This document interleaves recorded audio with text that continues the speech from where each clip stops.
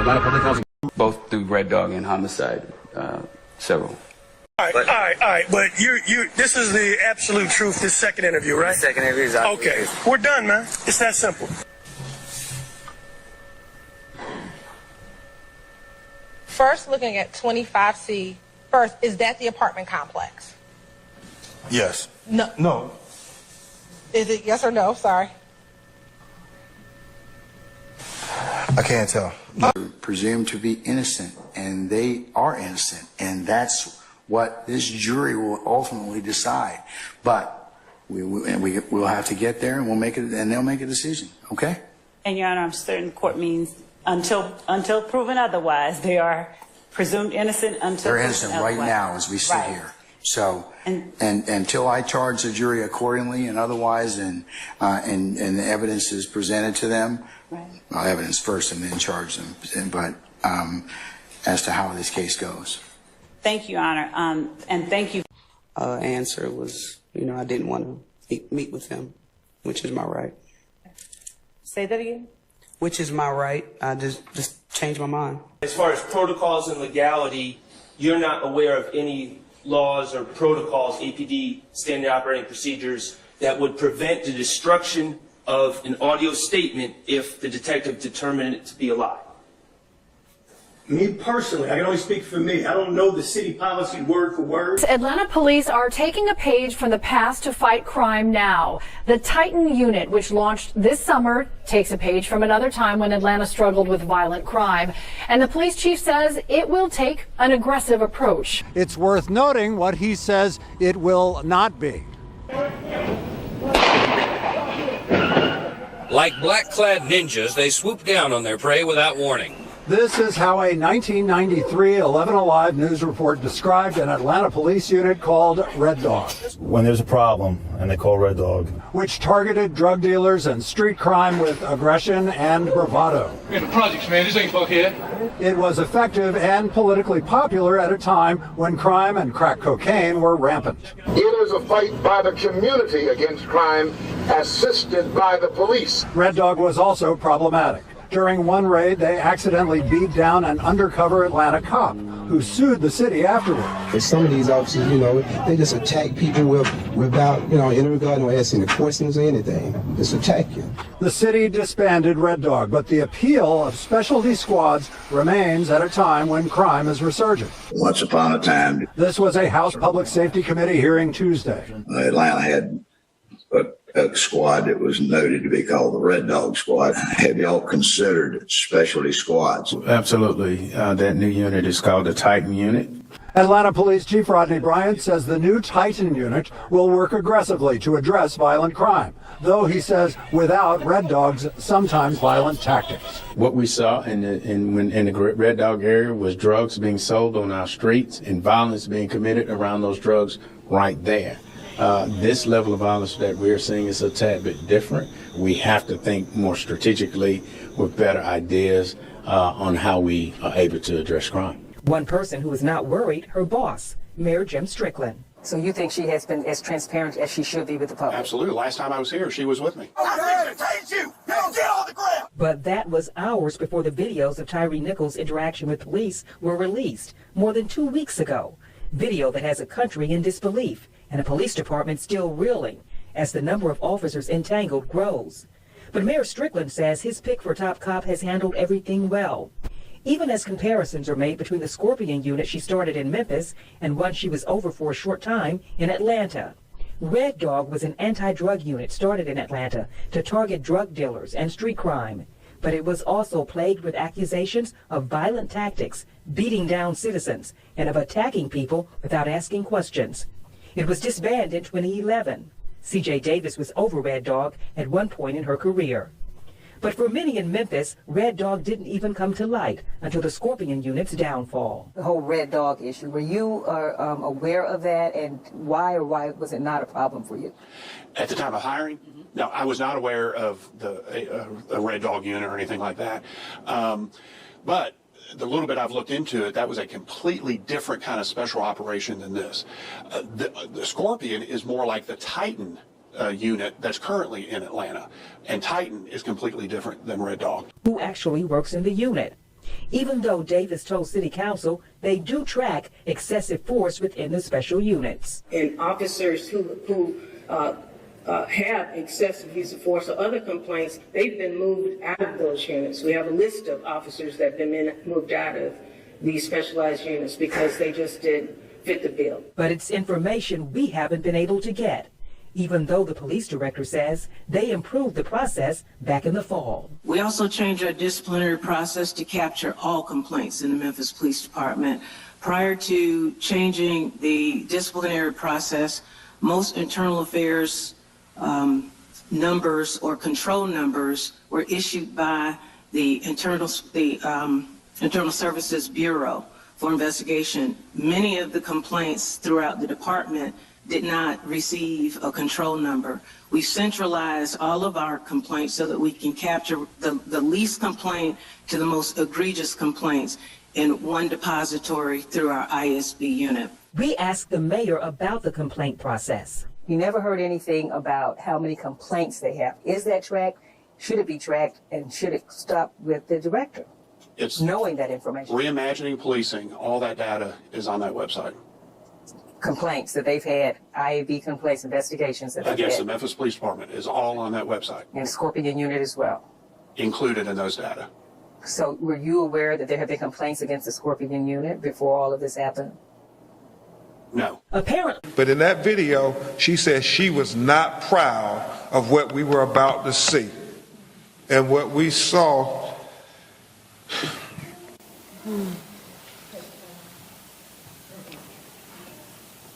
you know, regrettably, it reminded us of Rodney King video. By the city of Memphis. Some faced previous reprimands. The file of former Lieutenant Dwayne Smith, who was the responding supervisor on scene the night of January 7th, was hired by the department in 1998 and was promoted to lieutenant of the OCU in October of 2022, just a couple of months before this happened. For his actions that night, Internal Affairs sustained departmental charges of neglect of duty, not wearing his body camera, and making unauthorized public statements for what he told Tyree's mother that night. Dwayne Smith retired before he was terminated.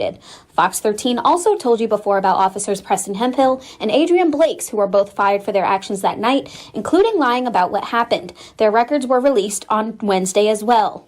These new documents also reveal departmental charges against 3 other officers. Officers Irma Montez, Jamil Matthews, and Christopher Wilson were also found to have broken departmental policy by not complying with body-worn camera regulations. Fox 13 confirmed these 3 patrol officers are still on the streets. On Wednesday, we also learned 2 high-ranking officers were disciplined for not following regulations, Major Christopher Money and Lieutenant Colonel Charles Morris. We are working to learn more about their punishments and work status. Was with the Red Dog unit. What the hell, bro? Say his name! Say his goddamn name! Say his name! Say his name! Justice for Tyree! Justice for Tyree! Justice for Tyree! Justice for Tyree! The Scorpion unit was put together to add extra visibility in the community and also develop relationships with community members. The acronyms stand for Street Crimes Operations to Restore Peace in Our Neighborhoods. And it basically was that people felt like the police department was allowing gun violence in certain communities. And it wasn't that, it was just that police officers that are responding to calls for service had such high volumes of calls. The whole idea that the Scorpion unit is a bad unit, I just have a problem with that. He could have been you. We standing on business. Street criminals who are involved in gun violence, robbery, murder. Those are the folks that they target in Atlanta. Wearing a specialized green uniform, they often work in the shadows, identifying crime patterns and arresting criminals. But recently, Apex was thrust into the bright light of controversy when this cell phone video emerged showing one of their officers, identified as Sergeant Padilla, fighting with a suspect accused of possessing a bag filled with marijuana. Police say Padilla is trying to apprehend Harold Barnwell near the corner of Joseph E. Boone and Lanier Street. Barnwell's mother tries to intervene, but is pushed to the ground.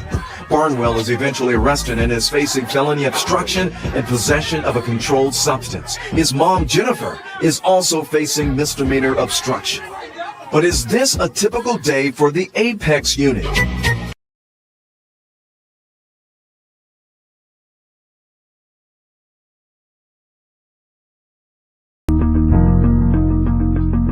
So when we started off in class 174, we had about 35 people in our class. We ended with 20 that graduated in August of 2001. You know, this academy brings back many fond memories. I remember the bondness that we had with our senior class and our junior class. I remember when we finally could get opportunity to grow our hair. We were all happy about that. I think the most fond memory is when I actually could don the Atlanta Police uniform, put that badge on my chest, and say that I'm an Atlanta police officer. Oh, I had some challenges when I came to the academy. I'm a big guy, and with that, we had to run, and that was one of my biggest weaknesses.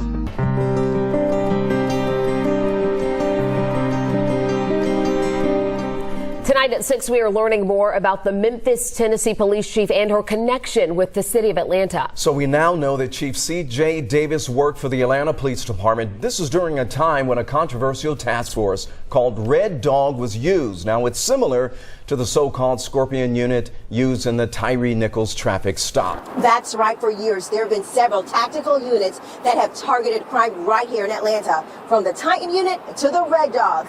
And now after this recent bout with police brutality, many are worried about the safety of those units. I heard about Scorpion. The first thing I thought of was Red Dog. And of course, the killing of Catherine Johnston. Johnston was the 92-year-old Atlanta resident shot and killed when the Red Dogs, an undercover tactical unit, entered her home during a botched drug raid. Georgia NAACP President Attorney Gerald Griggs says the video showing 6 Memphis police officers beating Tyree Nichols brought him back to negative memories. Growing up in Atlanta in the 90s when Red Dog was at its height, you know, as a young African American, you were worried about, they were called the jump out boys, jumping out on you, even if you weren't doing anything. So I don't think a community should have to live in that kind of fear. But Councilmember Michael Bond says the Red Dog unit was dismantled after public outcry, and steps have been taken to prevent similar incidents. What's obvious in Memphis is that there was no accountability for these officers, because these are not tactics that they just came up with that night. Bond says while the city does have tactical units, they are for targeted operations. That's the core difference in Atlanta, is its management, the preparation that the officers receive, and, you know, the training that they get and the accountability that they're held to. But Memphis Police Chief Shirlene Davis' online bio shows she led various tactical units, including the Red Dogs, during her time with Atlanta. Details that worry Griggs. To learn the latest iteration of the Scorpion unit was instituted by a chief that came from Atlanta. I thought back to, what about the Titan unit? What about these specialized tactical units that are happening all over the state of Georgia? A squad that was noted to be called the Red Dog Squad. Have y'all considered specialty squads? Absolutely. That new unit is called the Titan unit. It's called the Titan unit. Atlanta PD's Titan unit. Seeking out the most dangerous people wanted in the city. The goal of the Titan unit is proactive enforcement in our high crime areas. Lieutenant Neil Welch is the Titan commander. Atlanta police, search warrant! Serving high-risk narcotics search warrants.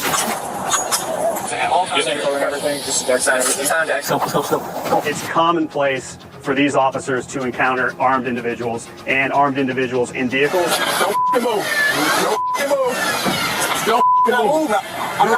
Officers say they found 3 handguns within his reach. Get on the ground. Get on the ground. I'm not moving. Hands on your back. The majority of our work is enforcement-based in areas where we're seeing a high crime trends or high crime rates. One of the things I find most impressive about the work that the unit does is the number of guns that they are recovering. More than 120 firearms this year alone. That averages out to about 5 a week. That's pretty significant. What does it take to be in APD's Titan unit? We're looking for those officers who take it a step further and are going out trying to find those crimes that are really more violent in nature and making arrests related to those. In response to the video release, the Memphis Police Department says it is permanently closing its Scorpion unit. Some of the 5 former officers accused of brutally beating Tyre Nichols to death were members of the unit. A statement released by the department says while the actions of a few people in the specialized unit brought dishonor to Scorpion, Memphis police are committed to take steps in the healing process of all of those that are impacted and rebuild trust in the community. The decision by Memphis police to disband the unit, drawing comparison by some to the drug strike force once known as the Red Dogs here in Atlanta. Memphis police chief, who according to her work bio, started her career with the City of Atlanta Police Department and was assigned to specialized investigations, including ones of the Red Dog unit. Now, the unit was a 1990s era team that targeted drug dealers and street crime with aggression and bravado. Members of the unit were reportedly a part of the drug raid where 92-year-old Katherine Johnston was shot 5 times at her Atlanta home during a no-knock warrant at the wrong house. The unit was disbanded shortly after the team raided the Atlanta Eagle, a gay bar on Ponce de Leon Avenue, without a warrant and detained and searched people who were not suspected of any crime. In 2021, Atlanta police created a new unit aimed at curbing the city's violent crime rates, titled Titan Unit, that police say works aggressively to address violent crime without Red Dogs' violent tactics. The murder of Tyre Nichols has led to an increased scrutiny of the city's Scorpion unit, a special crime unit that the Memphis Police Department describes as targeting high crime areas. But Tyre is not the first person to be killed by a special crime unit here in Memphis, Tennessee. In the wake of Tyre Nichols' murder, some advocates of police reform are pointing to the use of special crime units like the one that took Tyre's life. The night Tyre was pulled over during what was supposed to be a routine traffic stop, he had no idea that the officers were members of the Scorpion unit, a highly militarized team in Memphis. But nothing is routine to the Scorpion unit. In fact, when addressing reckless drivers, they had strict orders to focus on seizing cars rather than writing tickets. Tyre was never going to receive a ticket that night. His vehicle was surrounded by cops with their guns drawn. He wasn't asked for his license. He wasn't asked for his registration. Instead, he was ripped from his car, tased, chased down, and fatally beaten. Footage of the events that took Tyre's life shocked the nation when they were released. But a closer look at the violent policing of the Scorpion unit reveals what happened to Tyre is something the people of Memphis know all too well. We spoke to several people in Memphis who could attest to the brutality of the city's police and its specialized units. Tyre was the 4th person killed by MPD since November. Yes. The other 3 were shot. They won't give us body camera, but they make the same excuses and the same reasons for shooting them each time, which is they'll say that they shot at them first. We never have any evidence of that. We never know that that's actually what happened. You don't get along cops at all. Not even in the store. We see you in the store, we walk right back out. We see you in the grocery store, we walk right back out. We don't want to breathe the same air as cops. Just because of this situation right here, why would we want to breathe the same air like that? You might get mad. He probably have a bad day. He probably be trigger happy or something. Pop! Just like that. He probably can get away. Just like they did. They just burned it out, right? My name is Nalia Stewart. I'm the first cousin of Darius Stewart, who was shot and murdered by MPD officer Connor Schilling. He was not arrested. He works for the South Haven Police Department now. He had 3 DUIs and he had complaints of a sexual force. They did not arrest him. They didn't do anything to him. And I feel this family pain because my family went through it in 2015. In 2021, when C.J. Davis became the first black female police chief in Memphis, she gave the community the impression that she would have a tougher response to police misconduct. But mere months later, she adopted an approach of, quote, being tough on tough people. When she announced the creation of the Scorpion Unit, a nefarious acronym for street crimes operation to restore peace in our neighborhoods. At the direction of Davis, some 40 officers that comprise this unit employ tactics where they treat petty, low-level offenses with high-level aggression. Maurice Chalmers Stokes, a 19-year-old from Memphis, recently told his story to a local reporter about a time when he was followed by unmarked cars driven by men wearing ski masks. He says, they hopped out and bum-rushed me. They were like, let me check your backpack, and don't try to run, Maurice recalled. He said out of fear he ran for his life, and that he initially had no idea he was being chased by cops because of the unmarked cars that they were driving. He said, when an officer grabbed me by my backpack, he pushed me up against the gate and cut my head up. He says when one of them threw me over, he acted like he was going to punch me. Maurice said he was never told why the police were chasing him in the first place, and that when he complained about his head injury, he was ignored, despite the police report saying he refused medical attention. 3 of those officers that attacked Maurice were involved in the beating of Tyre Nichols. Other units in Memphis, like the MGU, Multi-Gang Unit, or OCU, Organized Crime Unit, have a similar history of violence. We spoke to Martavius Banks, a man who was shot 14 times by one of those specialized units during yet another traffic stop. Well, they had said I ran my tag and it came back that I ain't have insurance. But actually they knew me by my face, because really we were going like passed each other. He was at a stop sign, I was at one at a four-way. You know, he probably went first, so he was taking so long to go, so I went on and went. I already know what was going on, what he was on. So he busted a U-turn and got behind me. First I ran in the car, and then when I couldn't get away in the car no more, I hopped out on feet. And as I was running in the house, they would shoot me up the whole time. I was running in the house, they never stopped. Even when I was on the ground, they kept shooting. Even all up inside the house. And you got shot 14 times. 14 times. They shot you with an AR-15. Yeah, I can show you the wound. Can we see some of that? Yeah. Take the shirt off, make it better. Yeah. That's what you left with? Yeah, I had a trait in my throat, couldn't even talk at the time, you know. I had all that.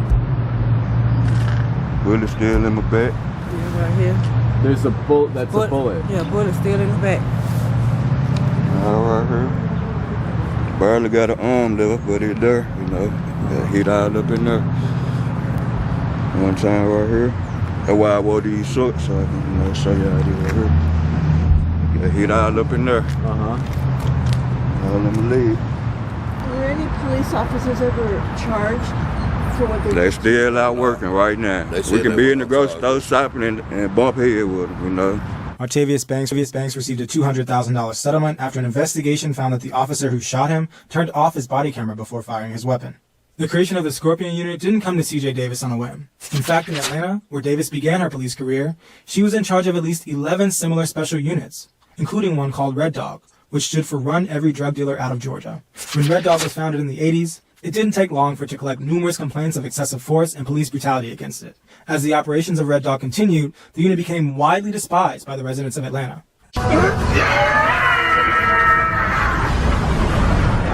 Have you ever been in a position where you took a statement from a witness, you recorded it, and then you decided you're going to delete it and not send it over to anyone? No. That would be wrong? Yes. Tell the jurors why that would be wrong. Because that's evidence. You're deleting evidence. It doesn't matter if that evidence showed that it meant nothing, but it was a part of your investigative file. If it is it a crime to delete evidence? I'm sure it is, yes. Called obstruction of justice?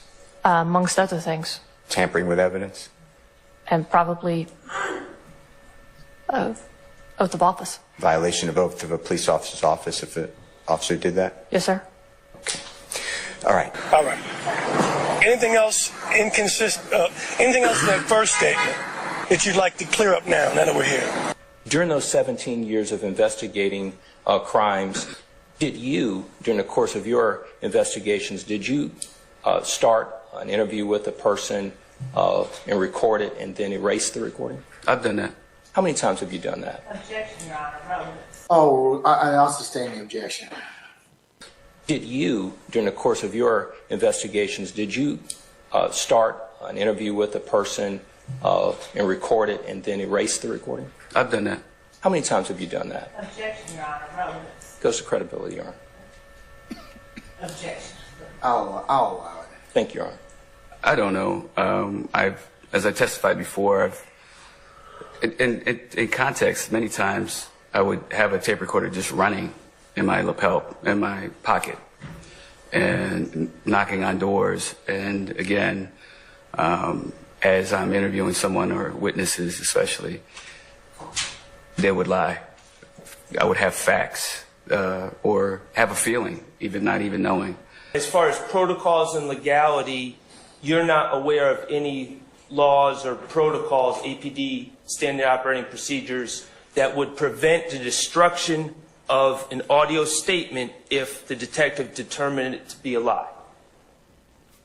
Me personally, I can only speak for me. I don't know the city policy word for word. David Quinn Jr., homicide detective, working 19 years in that field, I never destroyed anything. I can't speak for other detectives. I don't know the rules. I don't know all the rules for APD. There's reference to a first statement, and if Mr. Nava Flores wants to clear anything else up from the first statement he gave. I remember that well. Okay, and you would agree that there's that clearly establishes that there were, in fact, 2 statements given. Okay, only one given to me. I can't speak to whoever that law enforcement official was that Nava Flores spoke with. It was in the ether, and I didn't know who it was. And I'm going to get back to that. Any investigations in Jonesboro South Apartments? I've had both through Red Dog and Homicide, several. To gather information of an incident. Generally speaking, my experience with reading SOPs they're very general of what you should do in a certain circumstance. Controversial unit was called Red Dog. Chief C.J. Davis led the unit during her time with the Atlanta Police Department. The unit was disbanded more than a decade ago after officers were accused of using excessive force and violating Atlantans' civil rights. Rovon Wells alleges her son's death back in January was set in motion when a similar unit launched here in Memphis. A crucial decision in a landmark lawsuit against the city of Memphis. U.S. Magistrate Judge Annie T. Kristoff denying the city's request to strike any mention of the Red Dog unit from Rovon Wells' lawsuit. The city argued mentioning the Red Dogs is, quote, immaterial, impertinent, or scandalous, and meant to disparage Chief Davis for actions before coming to Memphis. Ammunition for the police, you're going to see retribution. Well, what we also saw at this point in time was an influx of guns. And much of this is for this reason that we see the establishment of the Red Dog Police. Now, I want to give you all a little bit of understanding about the Red Dog Police. There were some serious conversations taking place in the 1980s, particularly 1987, with what was to be done because crack cocaine had become a public safety issue. I will tell you all this. Crime was up astronomically in terms of what we know. And because of crack cocaine, we really see it take place on the west side, southwest, south side, and east side of the city. While you have the Atlanta hustlers in Atlanta, on the east side, you have Down by Law, which is the Glenwood area, Candler Road area. So you begin to see how this becomes a turf war. So what happens is because crime had become such a problem, in 1987, crime in the 7 major categories of homicide, sexual assault, robbery, aggravated assault, burglary, larceny, and auto theft had increased by 18.4%. Than the previous 2 years. And so as a result to curtail, and much of this has to do with crack cocaine. As a result to curtail this, the Atlanta Public Safety Commissioner, George Napper, created the Red Dog Unit in April of 1988. This is just before the Democratic National Convention, and I'll get to that in just a second. But what's particular about this is that the Red Dogs were a group of 25 to 30 of the fittest and most able-bodied police officers in the first few months. They have 721 felony arrest case. They were headed by Lieutenant H.B. Goldhagen of the Special Operations Unit or Section for the Atlanta Police Department. One of the things that becomes very clear here is that because crime had become issues, City Hall decided that because crime was bigger, police needed bigger guns. As a result of this, now, there is this kind of misnomer that on the streets that the Red Dogs stood for run every drug dealer out of Georgia.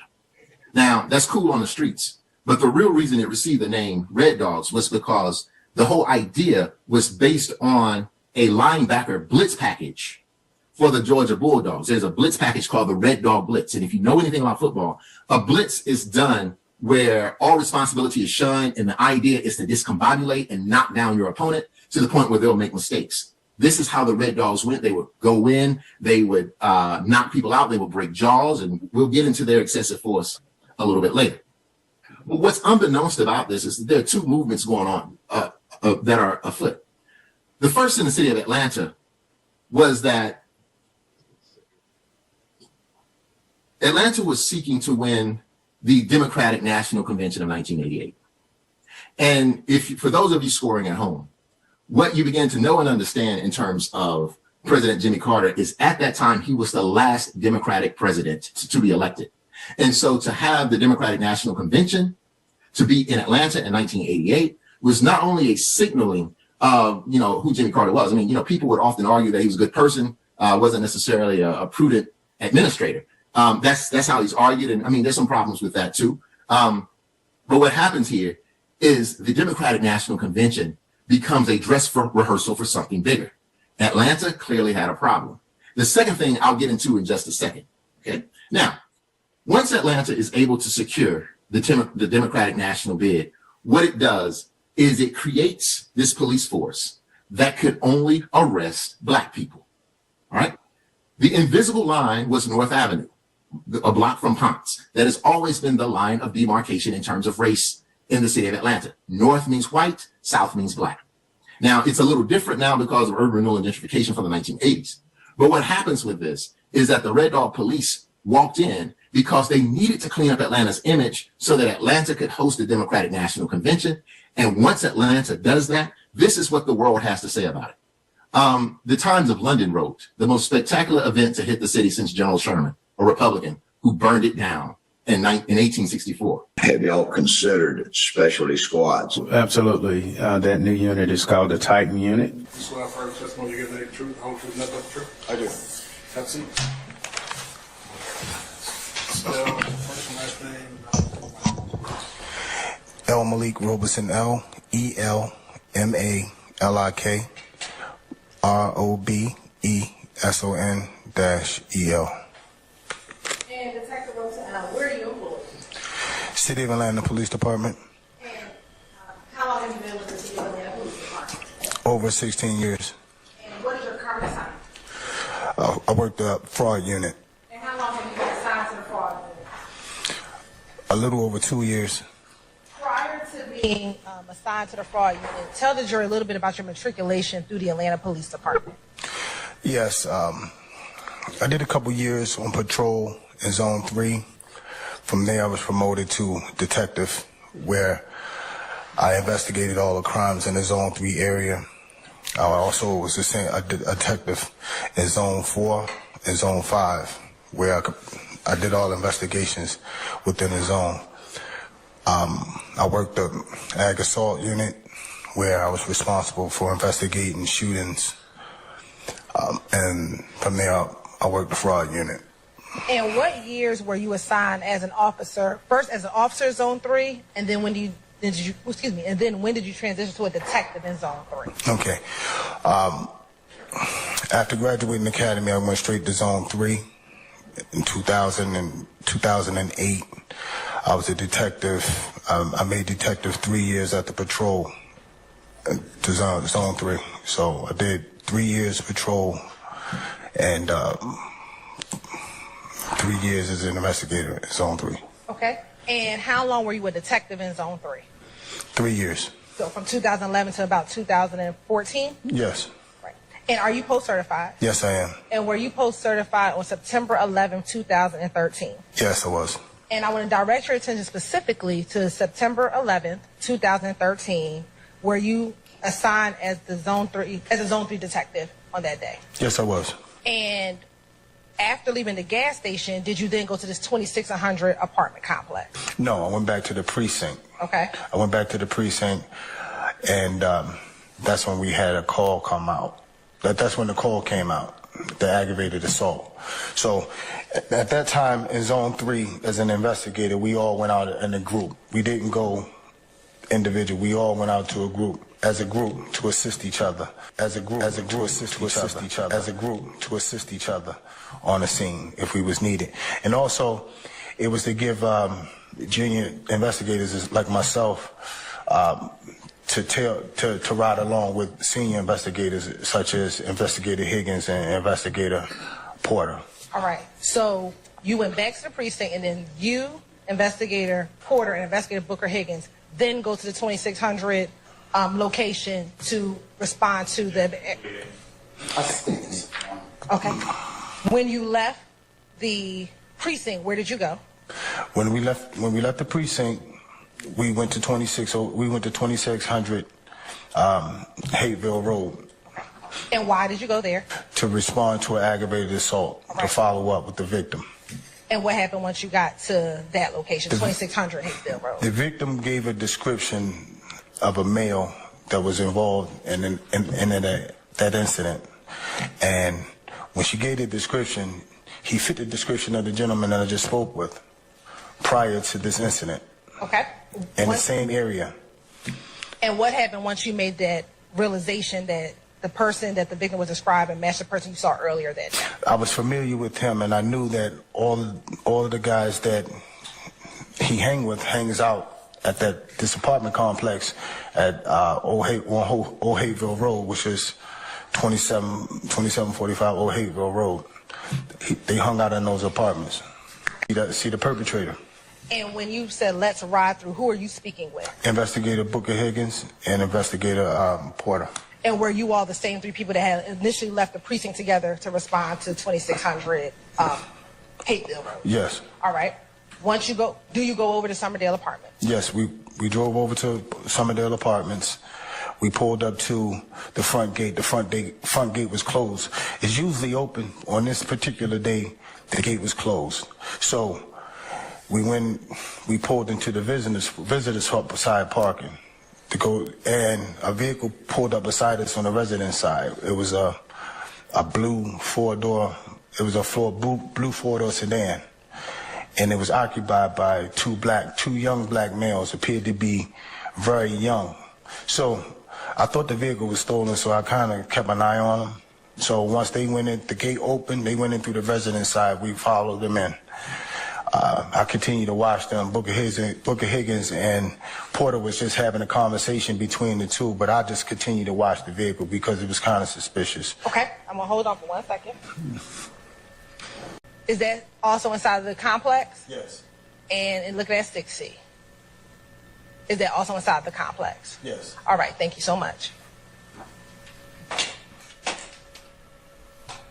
Now, were you all in uniform when you were...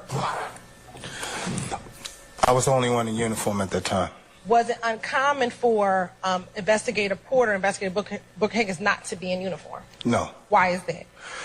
Because this is actually a plain clothes capacity.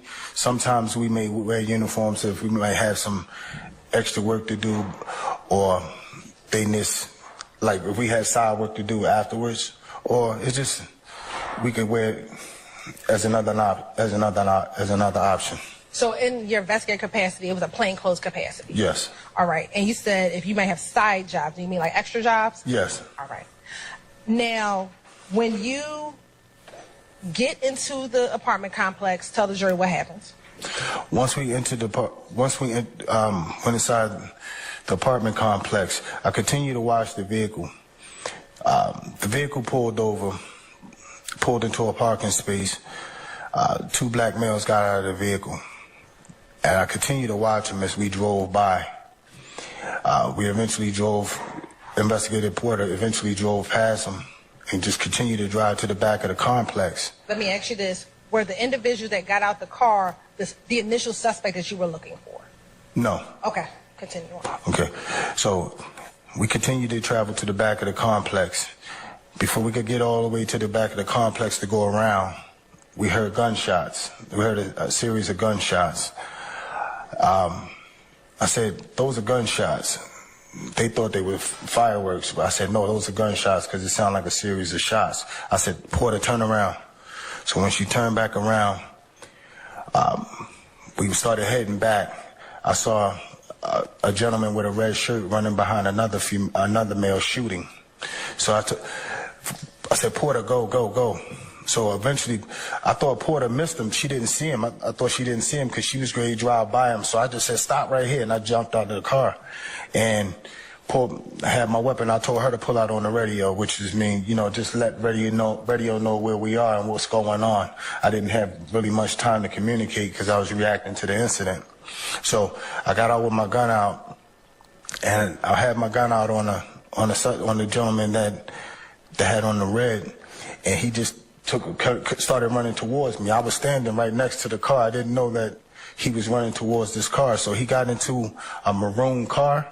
He jumped into the rear back seat of a maroon car. So I got close up on the car so I could see inside the car. I wanted to, so I told everybody, let me see your hands. Put your hands where I could see them. I looked at the driver in the car because I stood on the angle so where I could see into the car, see everybody. And the driver looked me in my face, revved the engine, put the car in drive. And as he pulled off, I jumped out the way and I shot a shot. And he hit my he hit investigators, Porter's. He hit the car with the two investigators in it because they never got out of the vehicle. So he hit them, and I fired another shot after that. You know, at this time he's being reckless. The whole incident, they was being reckless. My life was in jeopardy. My partner's lives was in jeopardy, and so was everybody else's lives around us. So the vehicle just sped off at a high rate of speed out of the apartment complex. He smashed the front gate, and once he smashed the front gate, he went up in the yard, right directly across the street from the apartment complex. And from that point on, he went out of my sight of view. I think he went off the side. He went off the side of the embankment. Investigator Porter and AC went off behind him, followed behind him. I was standing there, and I called for assistance, and that was the end of the incident from my perspective.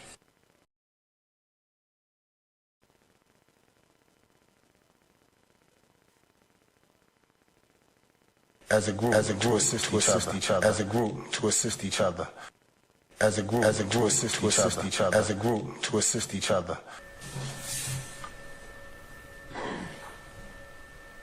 First, looking at 25C, first, is that the apartment complex? Yes. No. No. Is it yes or no? Sorry. I can't tell.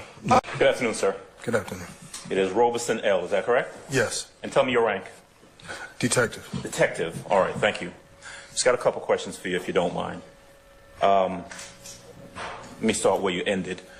You were asked about whether or not there was an investigation. And there was, in fact, an investigation on this date, right? Yes. Now, this was back in 2013, a little bit over 10 years ago. True? Yes. All right.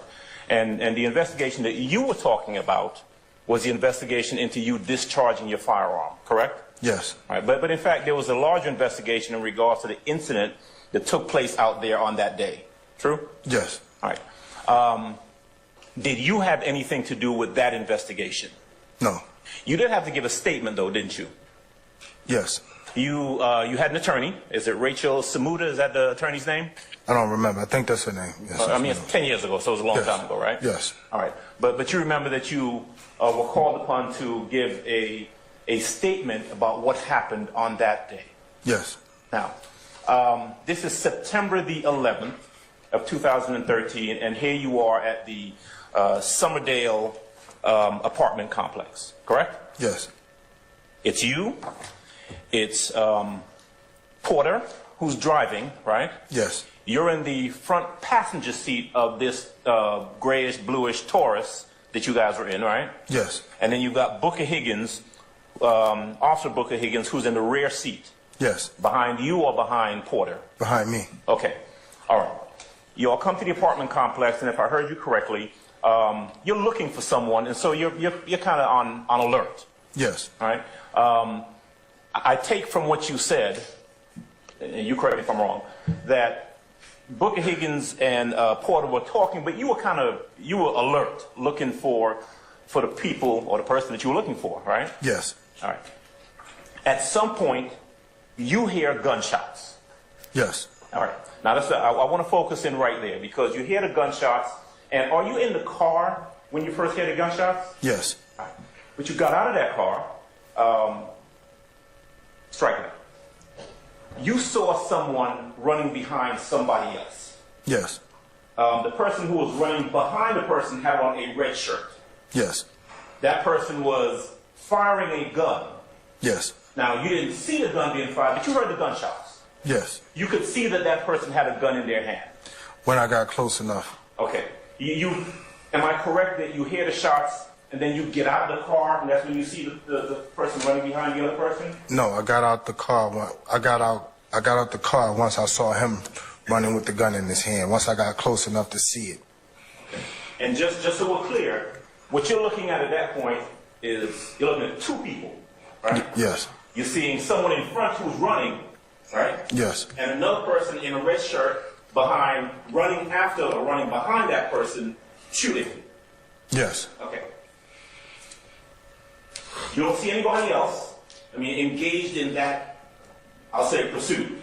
You see a runner and someone chasing, right? Yes. Those two individuals, that's it? Yes. Okay. 2 individuals. That's it. Yes. Okay.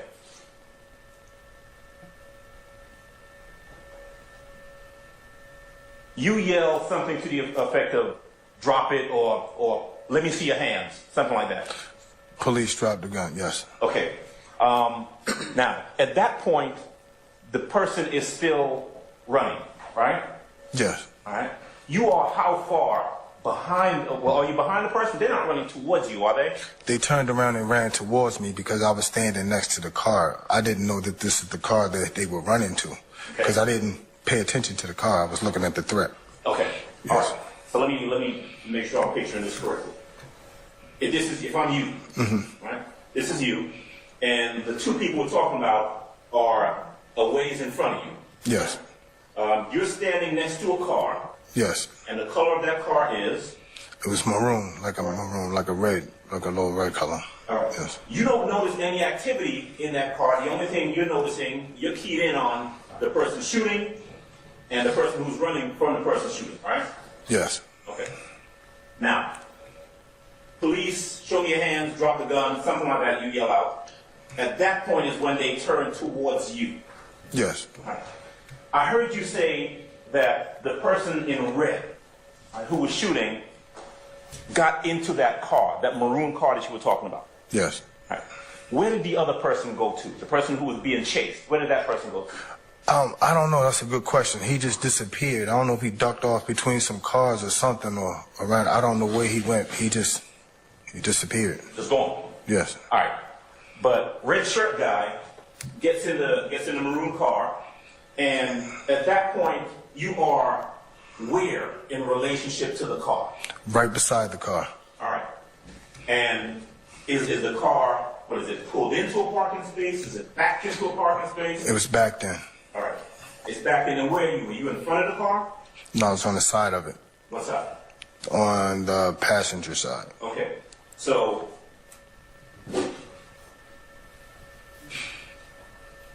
car, right? Yes. Driver side, passenger side. You're on this side. You're on the passenger side of the car in the front of you. Yes. Okay. And you said that the person, red shirt guy, gets in where? Where does he get into the car? He got into the driver's side rear back seat. Okay. Driver side, rear back seat. And then you said, your words just a little while ago, is that you locked eyes with the driver of the car. Yes. Okay.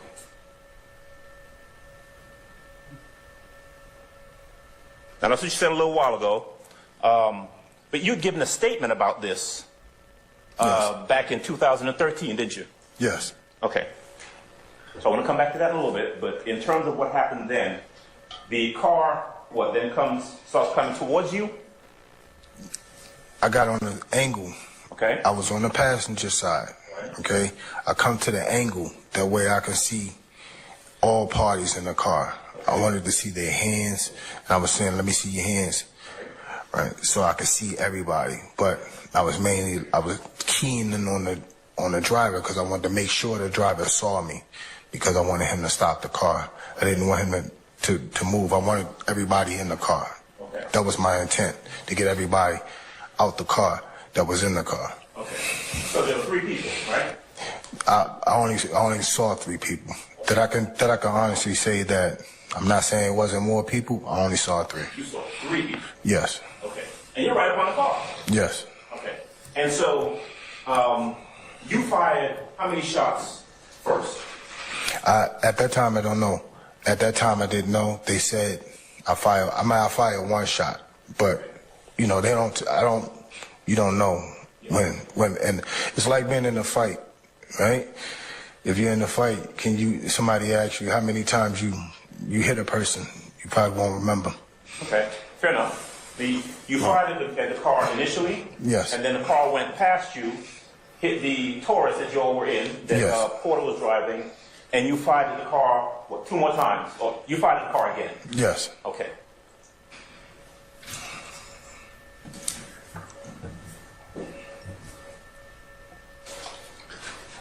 You see the car head towards, and we saw the photograph earlier, the I guess front entrance exit of the subdivision, and Porter and Booker Higgins are in the vehicle and they take off after that car.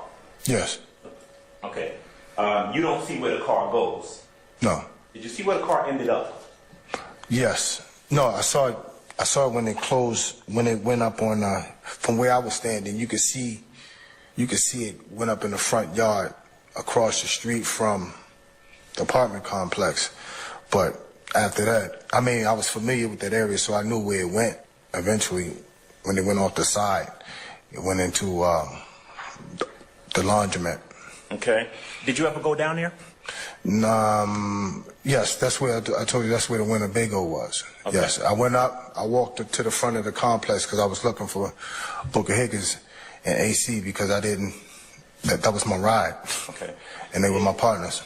Did you at some point after all of this takes place, and when I'm saying all of this, the shooting, the car driving off and going through the gate, did you at some point have a conversation with Booker Higgins and Porter after that? And I'm not asking you to say what they said, but did you have a conversation with them? No, not really. They separated us. Okay. Who was that? Because it's considered a quote unquote officer involved shooting? Yes. All right. So you got two investigations going on at the time, right? You Yes. got investigation involving your shooting and the investigation involving the entire incident that took place. Yes. Okay. You were called upon. Were you ever called upon to give a description of the person you saw shooting, red shirt person?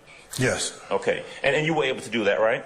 Yes. Right. You remember at some point when you were talking to, I guess, your superiors or internal affairs or somebody, them asking you if you got a good look at the other occupants inside of the vehicle? You remember that question? Yes. You remember telling them that I don't remember what they look like? Correct. Okay.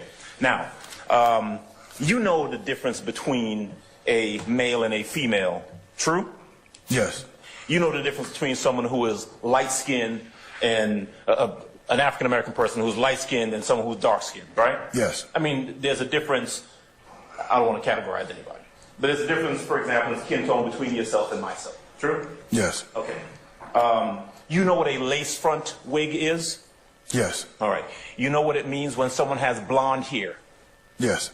Do you know what it means to say that someone has a ponytail, their hair tied back? Yes. Do you know what it means when someone might describe someone as being heavy-chested? Yes. Okay. Did you say that you, Booker Higgins, and Porter were separated when given statements about the incident? Yes. Okay. Were you charged with doing any sort of canvassing in the area looking for anyone? No. Okay. Did you have occasion to speak to anyone in the laundromat where the vehicle ended up? Yes, I wound up talking to Officer Black. Okay. Officer Black, but what about laypersons, citizens, regular non-police folks? No. Okay. All right. Did you at any point tell any of the investigators or any other officers on the scene that that the driver of the vehicle was a female? No. Okay. Did you at any point end up telling any of the officers or investigators on the scene that the driver of the vehicle would have had blonde hair and a lace front wig? Did you tell anybody that? No. Okay.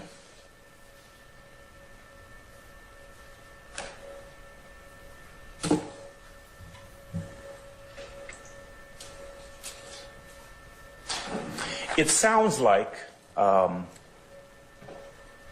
detective, tell me if I'm right about this, that after the incident occurred, after the shooting, the other police arrived at the location, and you're kind of taken out of the scene at that point. Is that fair to say? Yes. Okay. They took your weapon, didn't they? Yes. Did they find the shell casings that came from your weapon that was fired? I don't know anything about the incident. Okay. So in terms of what was found at the scene, evidence, shell casings or not shell casings, anything like that. You weren't involved in that, and you weren't advised of the findings, the physical findings of the scene. They didn't tell me anything. Okay. Did you have any dealings with the vehicle, that maroon vehicle that we're talking about, after it left the location and ended up over by the laundromat? No.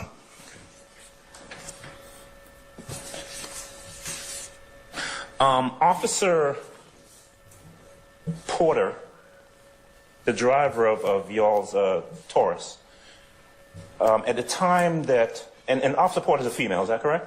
Yes. Okay. How long has she been on the force with APD at the time that this incident occurred? I'm not sure. She was a veteran. She was a veteran to me at that time. I don't know. Probably over 10 years. Okay. So she's been on the force longer than you? Yes. Okay. What about Booker Higgins? Yes. Also a veteran? Yes. Okay. On the force longer than you at the time this incident occurred? Yes. Is that because you were locked into the driver? Yes. For purposes of just clarity, when Ms. Hilton walked up on you, how far were you from the vehicle when she stopped? I was up on a bumper. So how close? I say probably like, I was directly up on it. I say Less than 3 feet, less than 5 feet? Less than 5 feet. Okay. All right. And when you were up here, how far was the car that Booker Higgins and them were in? Where was the car? The car was behind me. I don't know where they were positioned behind me because I got out. Like when I got out the vehicle she was still kind of rolling a little bit. So I jumped out because like I told you, she was going to ride past. So she was still driving slow, but I jumped out while the car was still riding because once I saw the weapon, I wanted to be able to react if I had to shoot him. And when you said the car was rolling by, if this is where the car is the front of the car past the front of the red car? Is the front of the blue Taurus past the front of the red car? Yes, it was past, yes. Yes. No further questions. All right. Any further examination, Mr. Adams? If I heard you correctly, you said that you were about, and I'm going to estimate I'm standing about maybe 8, 9, 10 feet from you, right? Mm-hmm. That this is the distance from you to the driver of the vehicle, right? Probably a little, yes, probably, yes. Okay, all right. Now, after the vehicle passes by you, it strikes the car that Porter and Booker Higgins are inside of, right? Yes. All right. Both of them veteran officers, right? Yes. Presumably both of them able to observe and see. Nothing wrong with their eyes at that point. Objection, speculation. I stand the question. Do you know if there's anything wrong with either one of their eyes at that time, on that day? Objection, speculation. I stand the objection. All right. The vehicle leaves, and Porter and Booker Higgins, who are inside that Taurus, go after that vehicle, right? Yes. At some point, they chase after the car, right? Yes. At some point, they end up where the car is at the laundromat, right? I don't know where they went. Okay. Do you know that the red vehicle ended up at a laundromat? Yes. All right. Do you know that Porter and Booker Higgins ended up down there at that same laundromat? They wasn't at the laundromat. They were never at the laundromat? I didn't see them there. Okay. Do you know if they ever went down there? I don't know. You don't know? No. You don't know whether or not they had any contact with the people in that red car? I don't know. Okay. Who would know about that? Who would know what they saw? Booker Higgins and Porter, right? Correct. I stand the objection. Okay.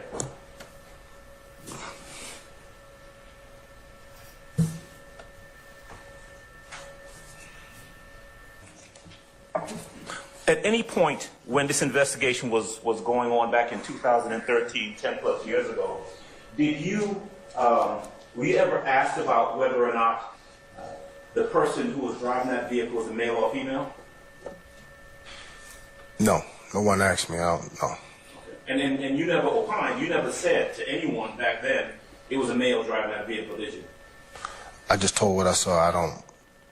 I just told whatever's in that statement. I didn't see no woman. Yeah, but you didn't see no one. I didn't see a woman. Okay, well, I'm asking you. No. Were you asked specifically back then whether or not it was a male or female driving that car? No, I wasn't asked. Was it a male or female? I just gave a statement on what I saw. Right, and what you said at that point was you didn't get a good look at the people in the car. That's what you said back then, right? I just told him I saw a male driving, and the male got in the passenger side with the red shirt. I meant the rear back seat with the red shirt on. But I couldn't tell you that those are the only two people that I recall seeing. The two men. Back in 2013, yes. You told somebody, one of the investigators, that it was a male driving that car? Yes. Okay. Who the investigator you told? Investigator Quinn. Quinn? Yes. Killed in an officer-involved shooting, says new surveillance video contradicts the officer's original story. The highlighted part of your screen shows the moments leading up to the gunfire. This was in the parking lot of the Atlanta Police Annex. Channel 2's Matt Johnson is live at the Annex today, and Matt, the District Attorney's Office acknowledged there might be some inconsistencies there. The camera right there captured the deadly officer-involved shooting that happened right here in this parking lot. Today, that video is raising new questions about how threatened the officer actually felt before firing that shot. The mother of 24-year-old DeAndre Phillips says newly released video in the case of her son's death was painful but necessary to watch. When I first saw the video, I already automatically knew he was innocent. The video was from a January 26 officer-involved shooting at the Atlanta Police Annex in Northwest Atlanta. Watch as two plainclothes Atlanta police officers approach Phillips's car because they said they smelled marijuana smoke. A minute and a half later, there's a confrontation between Phillips and 11-year veteran Yassine Abdulahad outside that appears to continue inside the car. For some unexplainable reason, Officer Abdulahad then jumps fully in the vehicle against all policy and procedure. The family's attorney believes the officer is fully inside of the vehicle when he opened fire and not partially hanging out of it like he originally stated. Attorney Elchris Stewart says the other officer's actions are important as well. But if it was such a threatening situation of his partner being dragged, his weapon would have been drawn. Investigators later found a weapon in the car and marijuana on Phillips, but the GBI confirms to me the marijuana was not lit. The entire reason for Officer Abdulahad going over to the car was a lie. The Fulton County DA's office will be the ones to decide if they'll file charges. When this happens, that officer needs to be held accountable. Now, Atlanta Police sent me a statement that reads, quote, the department is appreciative of the GBI's efforts and willingness to conduct an impartial investigation into our officer-involved shooting. APD places enormous value on transparency and objectivity and will accept the findings of the GBI's investigation. There's steps that could have been taken that would not have gotten us to this point where there was so much angst and frustration. Concerning the controversial police shooting of DeAndre Phillips, Atlanta Police Chief Erica Shields communicated to us that communication needs to be much better. We can improve on our performance here. Communication with the community. We're not looking to hide anything. But especially communication with Phillips' family. She says APD brass should have spoken to the family sooner. The communication to the family was not what it should have been. And she says moving forward, the police department needs to do better communicating with all families who have lost a member in an APD shooting. The way it went down in this incident will not occur again. She says it's a tricky situation. The GBI provides an outside investigation of APD shootings. It's critical. And the district attorney, Paul Howard for Fulton County, or Sherry Boston if the shooting happens in Atlanta DeKalb, will make key prosecution decisions. But what we did not anticipate was that we, APD, would still be on the receiving end of all the questions. The chief says she's already talking to Howard about a better way to communicate with the public and families, and she'll reach out to Ms. Boston. Through this lack of communication, it allowed for people to just imagine the worst and take the story off in directions that we never anticipated. And she's glad DeAndre Phillips' family has seen video from the APD annex of the shooting, though she says it's not the best quality and she's waiting to find out how much it can be enhanced. But she's committed to letting the chips fall on the side of justice, whatever that is.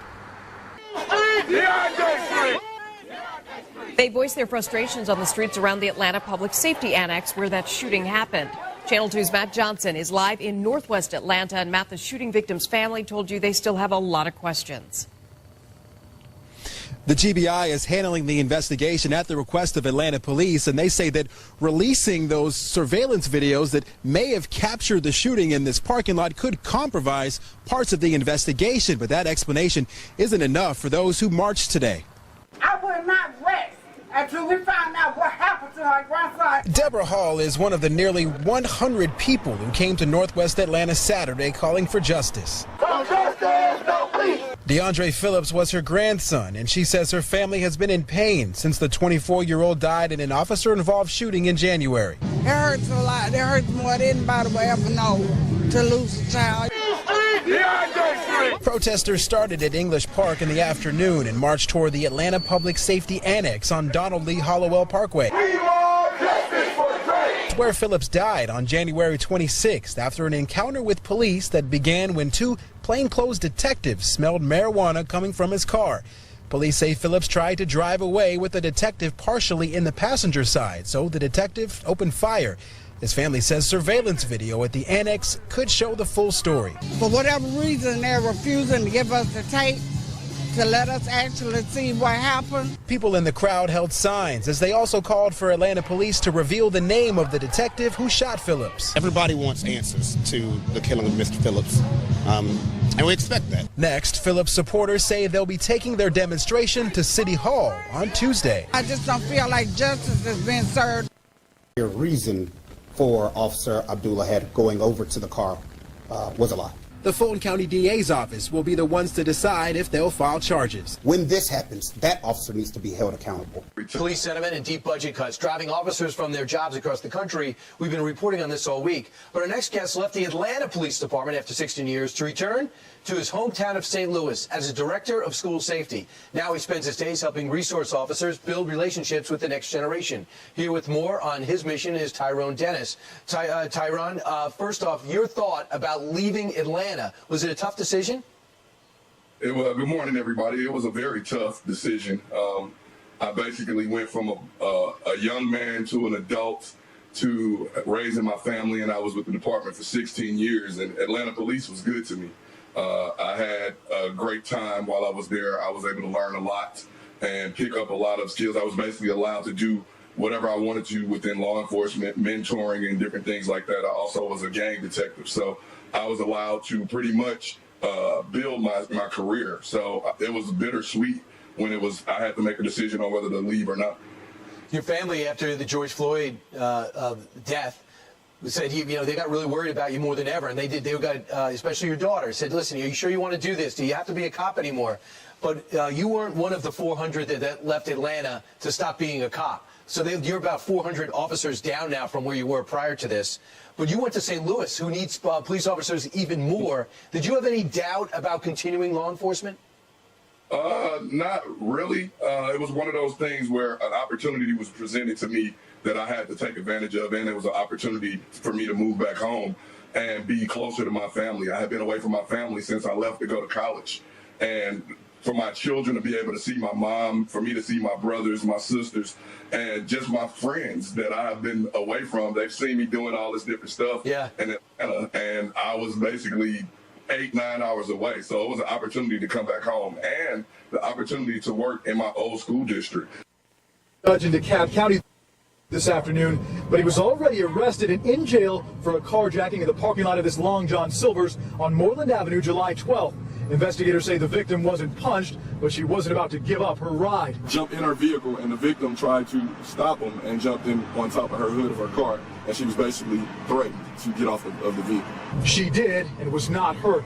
But this video outside Phipps Plaza shows what police say is Spigner beating Michelle Wing, then stealing her car. Hit me about 4 or 5 times. He hit me in the nose, he hit me in the mouth. And then I was just like... Police say she picked Spigner from a photo lineup, but they're still looking for more suspects. Between 2 and 3 suspects. We've been working it nonstop, and it's been a collaborative effort, and we're trying to do our best to bring it home.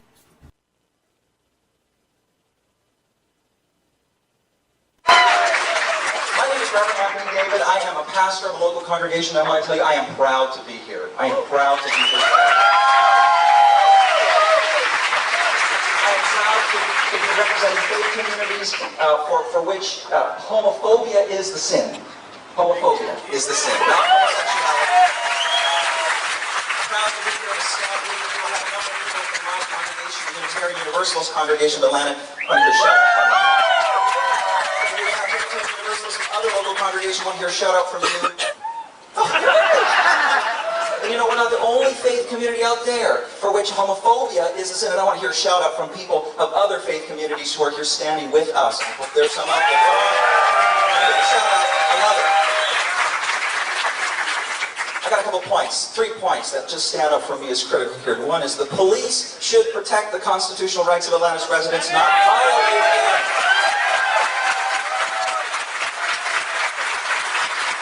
Atlantans feeling like they are second-class citizens, that is not right. Trust is violated, and that is tragic. You know, we need our police, but not this way. Not in the way that they treated people. We need our police, but not in this way. A lot of trust has been violated, and a lot of work needs to happen. Reform, that is the word that comes to mind. I'm glad we have some politicians here because we need reform. Another point that comes to mind, you use and many other people of faith believe, as I said, that homophobia is the sin, not homosexuality. What is wrong is not lawful expressions of sexuality that come from mature, responsible adults. That's not wrong. What's wrong is not sexual identity that people are born into. It's who they are. What's wrong is harassment, police or otherwise. What's wrong is anti-gay and racist comments, profanity yelled at innocent people who have heard the stories of these people feeling like second-class citizens.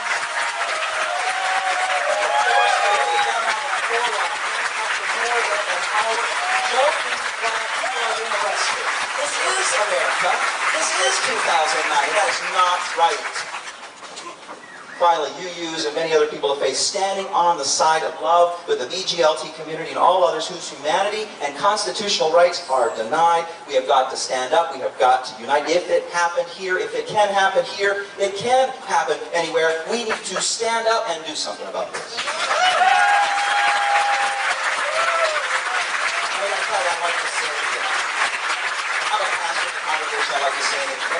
I love the inspiration of the civil rights era, and we're still talking about civil rights. And you know that wonderful song that we used to sing, We Shall Overcome.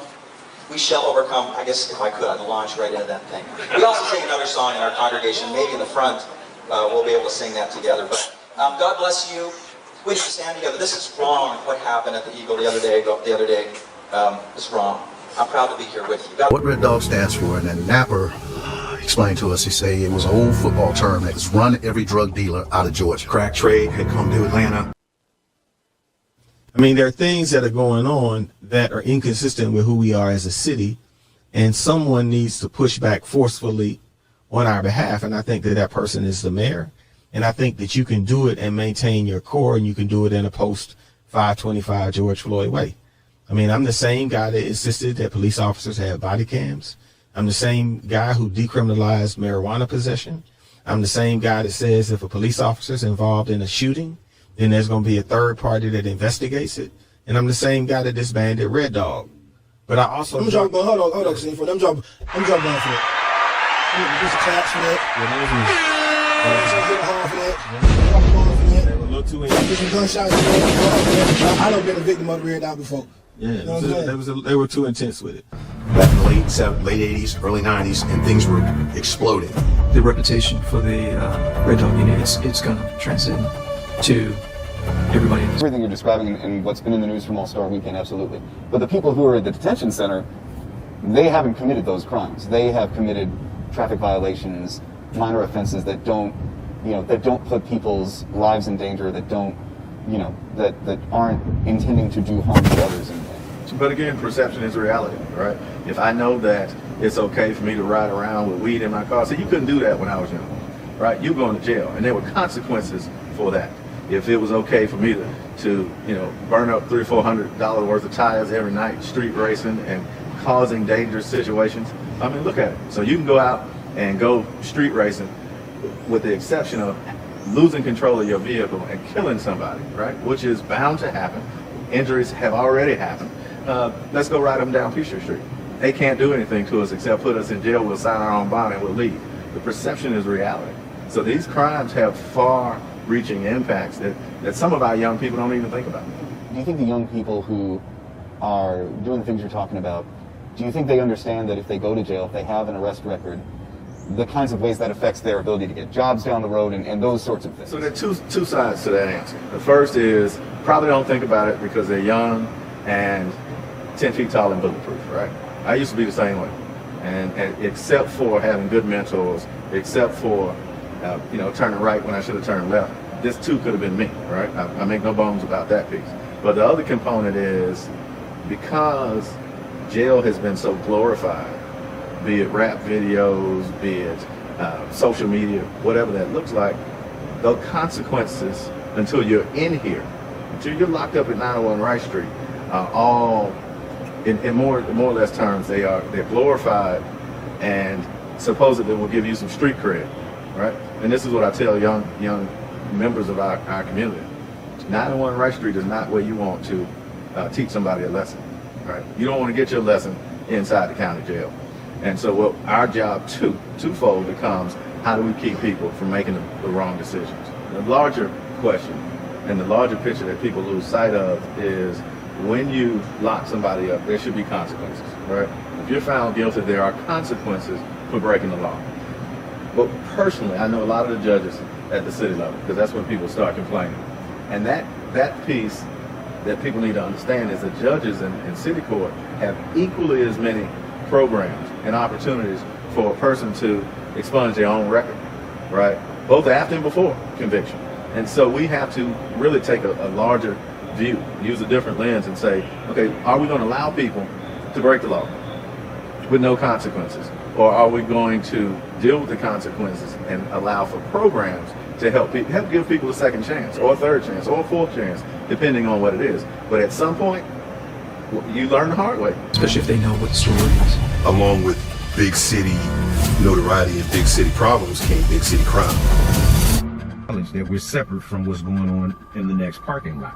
So one of the cops, black cop, picks my roommate up by his neck. I mean, his feet are dangling off the ground.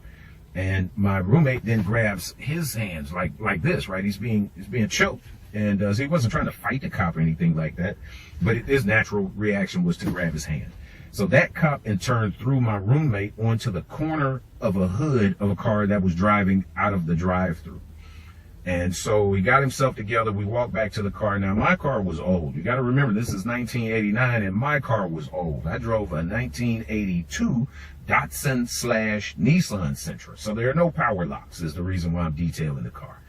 I take my key, I open the driver's side door. I then manually unlock the driver's side back seat door. I sit down in the driver's seat, lean over, unlock the back passenger seat, and then I unlock the passenger door. Everybody files in except my roommate who's sitting shotgun. He opens the passenger door and we all hear a voice and turn to look. When we all turn to look, the other cop punched my roommate squarely in the face. I'll never forget the silence on that ride back to the dorm. All that you could hear in that car was sniffling. Everyone was so angry and hurt. We were broken that night as a unit. 4 different men, young men from different places. And so I only bring that up to let it be known. The media is enjoying dragging these 5 black cops out. And I'm saying anybody who does police brutality, independent of your color, you need to go and face the full of it. But to the media, American media is acting like black people are the face of police brutality, and that's not the case. But it's also not new. It's also not new. I bet you thousands and thousands and thousands of young men who are my age, who grew up, who were young teenagers in the 80s during the crack epidemic and all that kind of stuff, we all end up laying on the pavement being mistreated by police, some of whom were black.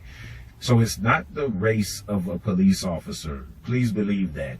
It is the police that needs to be dealt with, that needs to be changed. That's got to change, man. But it's not going to change if y'all going to pretend that black cops are the worst cops out there. A Sunday morning drive downtown. They're not out to get donuts. Soon handcuffs are grinding. Anything you say can and will be used against you in a court of law. Police say they found white powder in one man's pocket. Small. Does that mean fake cocaine? Fake cocaine. You came by to see whether they didn't say real cocaine? I came to see about my $10 that picture. You paid $10 for this? Yes, it wasn't real. Did you think it was cocaine when you bought it? Yes. From nearby, another guy. So, usually marijuana, probably. That's all. Marijuana shit. And across the street at a rambling rooming house, needles. Needles and needles. This house is a shooting gallery. This is where they do a lot of their drugs. And they use that to heat up the cocaine and smoke it. In one room, a mirror, spoons, razor blades, the apparent makings for crude tourniquets, what you need for snorting or shooting drugs. In the next room, more paraphernalia. See, somebody done cut themselves. See the blood? That's AIDS. It's probably one of them. To this group of police, it's just one stop in 3 this night, one night of raids among many in the last several weeks. You are rolling with the Red Dog Squad. Public Safety Commissioner George Napper, who often rides on the late-night raids, says they're called Red Dog after the blitzing football defense of the same name. Whereas some narcotics investigation may be drawn out and finessed, Red Dog, we're told, is supposed to hit hard and fast and make their presence felt at what police say are known drug hotspots. Scouts check to see where it looks like dealers are hanging out and often crudely map the layout for the rest of the squad. Put your hands on your head, lights off! Last night, many of those who found themselves face down for a search were clean and released. But police say so far, about 400 Red Dog arrests have been made. There it is, right there. You see it? Such tactics are not without risk. An official says there has been one shooting episode. Nobody was hit. Don't know whether or not we're shooting at us or not, but they were shooting. But that's not a deterrent at all, because we went right back in the next night. And we have specific assignments for different individuals to sort of watch out for our back, so to speak. There's a new day in Atlanta. Napper admits he is not optimistic about many of those arrested staying in jail for long. But he says at least some may remember the Red Dog Squad may be back. For the Inside Story, this is Mark Winnie, Channel 2 Action News. It was the decision they prayed for.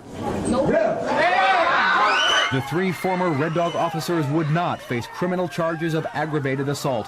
Stanley Jackson wasn't so sure. I don't know. It's so political in the city. I really don't know. Everything is so political. The 3 Red Dog members were accused of beating drug suspect Willie Tucker. That arrest took place behind this Boulevard convenience store in February. According to a police attorney, Tucker told the grand jury he was hit with a nightstick and a flashlight, and a sock was stuffed in his mouth. We're innocent, and I'm glad that people listen to us. To tell you something, the people behind us, the Chief Bail backed out on us. D.A. Lewis Slayton says the matter is closed. He figures the grand jury felt the officers had already been punished. Because they were already fired and because the grand jury might have been in sympathy with the officers to an extent. All 3 former officers still want their jobs back. As much as I think things weren't going so good, I still want to police. I love policing. Getting their old jobs is a matter for a later time. John Alston, Channel 2 Action News. Single announcement. In 1989, the city of Atlanta had 37 housing projects. We had 247 homicides and a crack cocaine epidemic that raged throughout our city, with open-air drug markets to accompany the violence on our streets. The Atlanta Police Department needed a strong, swift, and no-nonsense response to this runaway crime. Thus was born the Red Dog Unit. They cleaned up streets of the city and made them safer for everyone. Where are we 22 years later? No one is going to stand here and say that narcotics is dead in our city. So, our crime-fighting tactics have changed as well. We too have gotten smarter with using technology and intelligence-driven analysis to decentralize and mobilize our people. But let's be clear. That doesn't mean that there's still an aggressive need for crime fighting in our city. Regardless, the time comes for us to reassess our mission, and the time has come to dramatically change the mission of Red Dog. Red Dog, as we currently know it today, will no longer exist. There's been a lot written and said about the actions of individual officers in Red Dog Unit of late. This is not a result of any one incident. This is something that has been discussed over time, and evolution has to take place. The Red Dog Unit has established many great deeds and accomplished many great deeds over the past 22 years. Unfortunately, those deeds rarely are reported in the news. They have apprehended murders and taken thousands of other dangerous criminals off the streets. They've also taken thousands of guns off our streets and seized hundreds of millions of dollars in illegal narcotics, to name just a few accomplishments. We need to simply refocus our mission and rededicate the men and women that are now working in that area of crime fighting. Red Dog will continue to operate over the next 60 days, during the time we're beginning to stand up a new tactical crime fighting unit with a new mission. The new unit will be highly trained, competent, discretionary forces. They will be second only to our SWAT unit, trained in training and efficiency. The members of this unit will be carefully screened and selected. The officers will have clean background records with no patterns of any unnecessary force or discipline issues against them.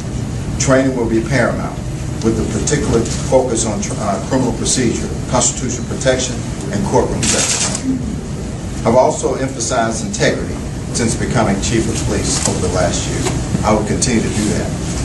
That is not negotiable, and the City of Atlanta officers who participate with this unit in such a scrutinized unit will be highly selected.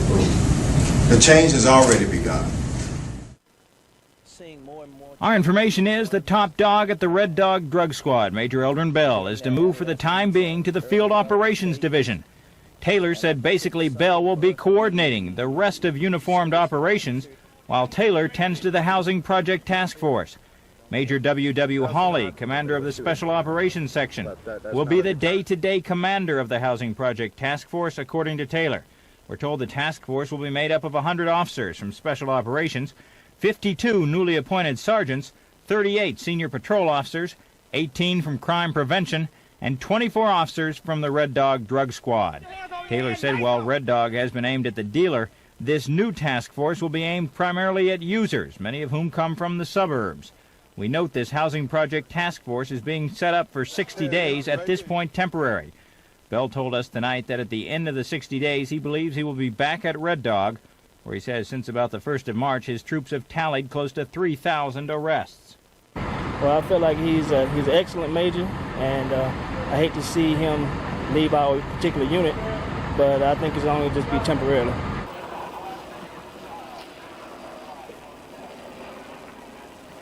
Gentlemen, listen up, gentlemen.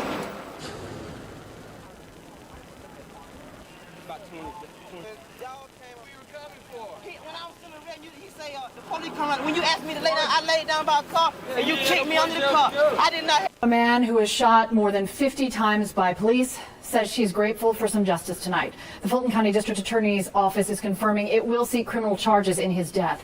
Investigator Rebecca Lindstrom has followed this case since the very beginning, joins us with more on what this announcement means for the family. Rebecca.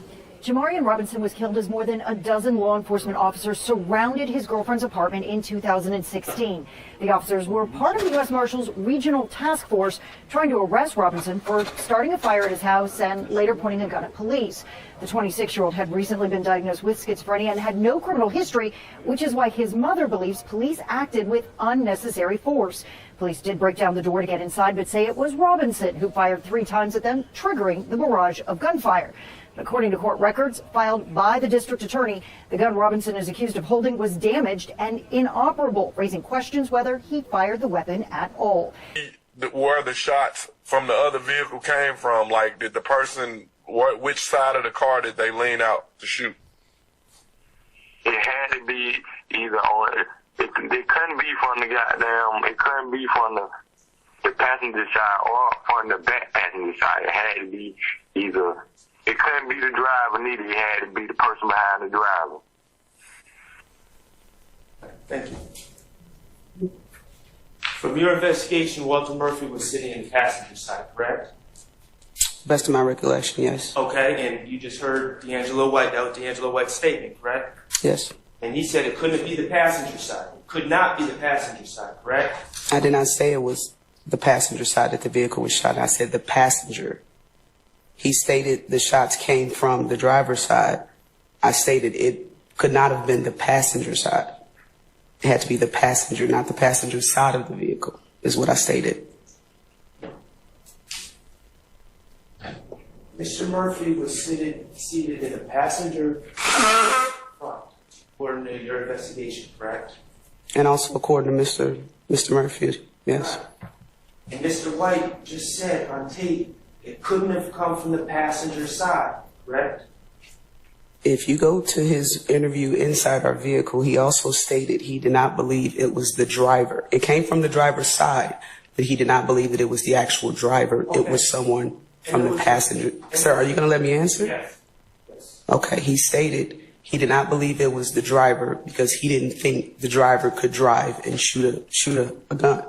He stated that it had to have been the passenger. I didn't say the passenger side of the vehicle. I said the passenger. And there's a third person in the car, in the back seat, correct? Correct, which... And that was not Walter Murphy, was it? I don't believe so. Okay, and somehow that statement has become you writing down that he identified Walter Murphy as the shooter.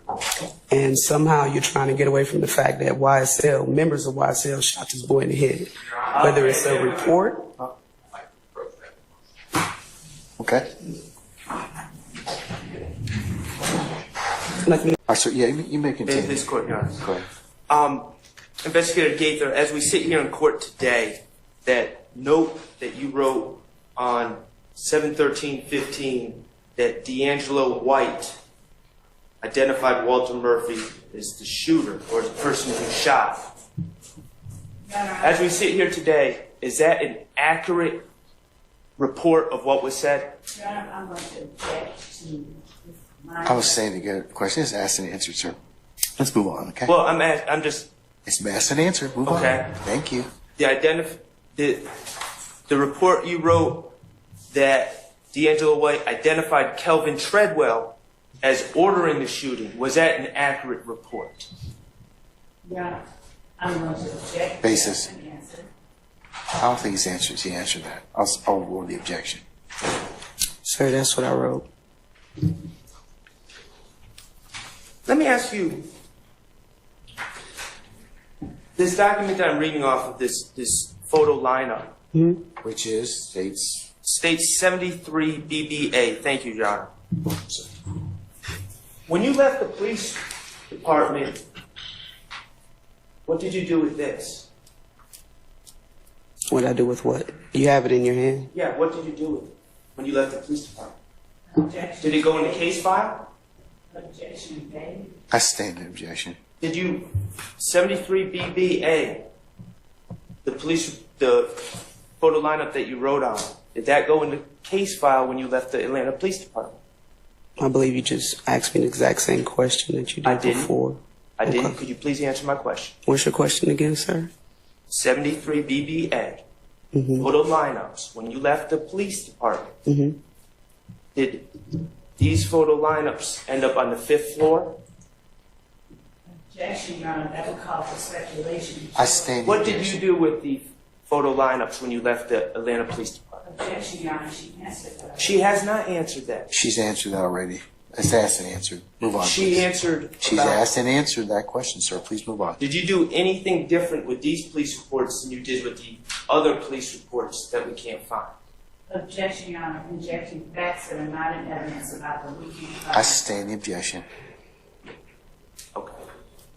We have this one though, but you don't have the other police reports, right? Objection made. Sustain the objection. Thank you.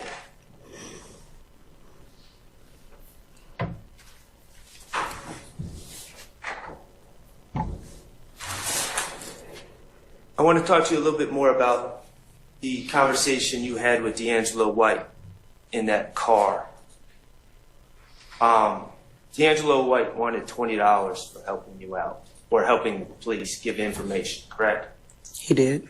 Okay, and you didn't pay him to give information, correct? I'm not paying anyone to give information, not just him. That is not how I work and how I did police work. Fair enough. I'll rule the objection by Mr. Steele. Fair enough. But you did speak to him, even though you didn't pay him, you did get him to speak about what had happened, correct? By his account of what occurred, yes, sir. Yes, sir. Okay. He indicated that he had a familiarity. He knew who O.G. Bentley was, correct? Correct. And he referred knew of him. I'm sorry. I'm sorry. He knew of him. Okay.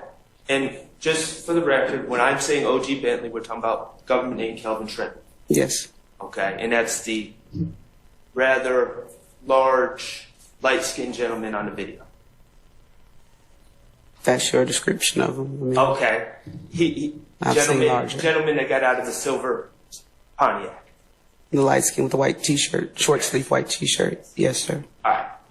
And ended up going into the store. Correct. All right. Now, D'Angelo White said that O.G. Bentley was known to carry large amounts of money. Correct? He did say that, yes. And D'Angelo White, in his mind, associated O.G. Bentley with someone who worked for the rapper Young Thug. Objection, speculation is to put in someone's mind. I stated that's a form. You can rephrase. In his statement, he associated O.G. Bentley with Young Thug. Yes.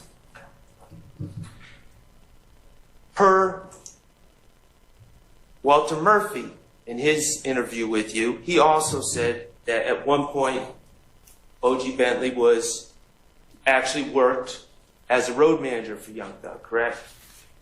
I believe he said something to that effect. I'm not sure of his exact words, but he did. He stated he worked for him in some capacity. But Young Thug Jeffrey Williams had since cut ties because O.G. Bentley was stealing from him, correct?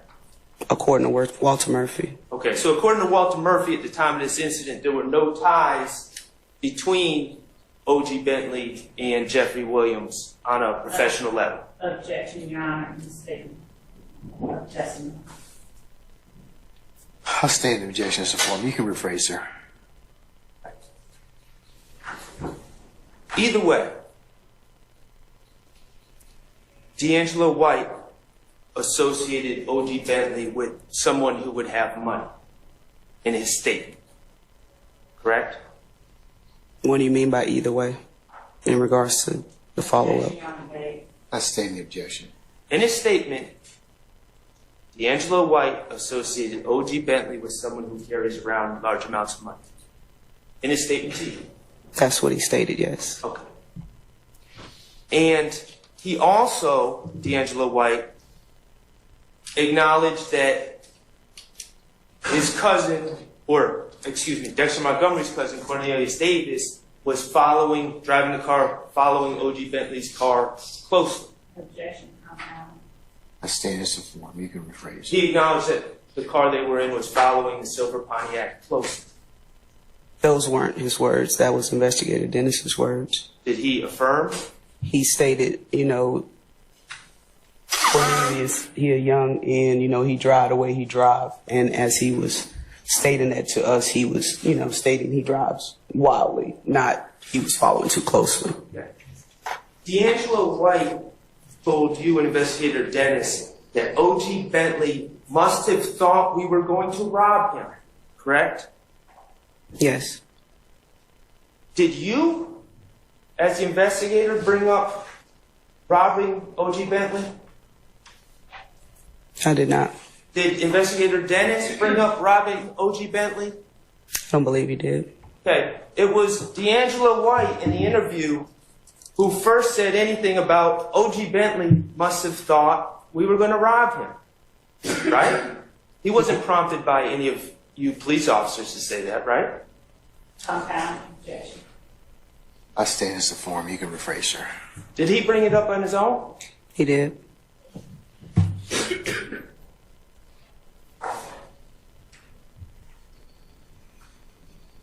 Walter Murphy, in his statement, indicated that O.G. Bentley thought the guys in the car were going to rob him. Objection. Correct? Objection made before his statement. I state the objection. Walter Murphy, in his statement on August 18, 2015, indicated to you that O.G. Bentley thought the guys in the blue car were going to rob him. Correct? I'm not sure which exact statement he made that comment, but... He made that comment? Are you asking me? Yes. Did he make the comment that he thought they were going to be robbed? Yes. I believe he did. I'm not sure which statement though. So the idea of robbery not brought up by the police, and no one suggested that to Walter Murphy either from the police department, correct?